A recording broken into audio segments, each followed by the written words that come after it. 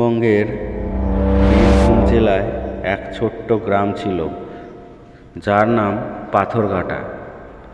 এই গ্রামেরই একজন সাধারণ কিশোর, যার নাম রাজু।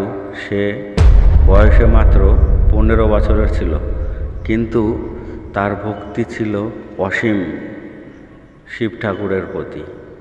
শ্রাবণ মাস এলেই রাজু নিয়ম করে উপবাস করত।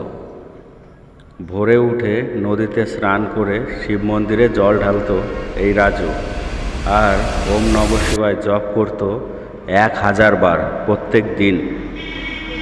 গ্রামের সবাই তাকে একটু পাগল বলতো, কিন্তু সে কিছুতেই দমন হতো না।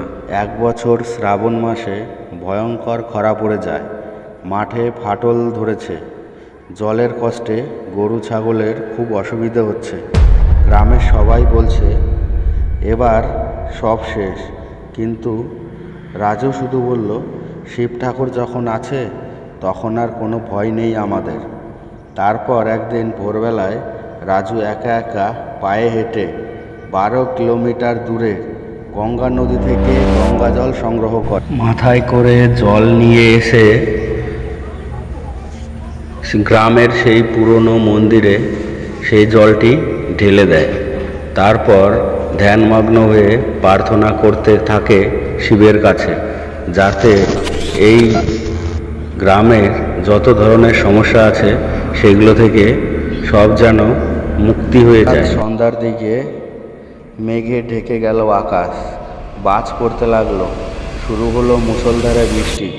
একটানা 5 ঘন্টা মাঠ, পুকুর, নদী সব জলে ভরে গেল।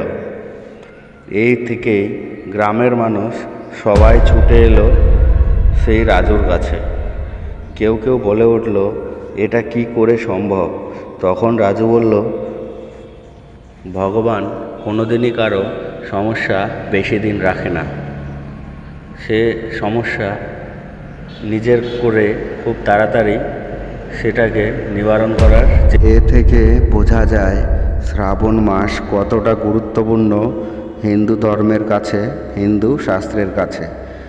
লোকে বলে এই শ্রাবণ মাসে যত ধরনের পাপ আছে সব গঙ্গার জলে ধুয়ে গিয়ে আবার সেই নতুন জীবনের শুরু করে গোটা বছরের জন্য, যাতে করে কিনা মহাদেব সম্পূর্ণভাবে সন্তুষ্ট হয়। সেই কাজ করাই আমাদের সবার কর্তব্য। নিয়ম মেনে যদি কেউ পুজো পার্বণ করে, মহাদেব তাকে নিরাশ কোনোদিনই করেনি।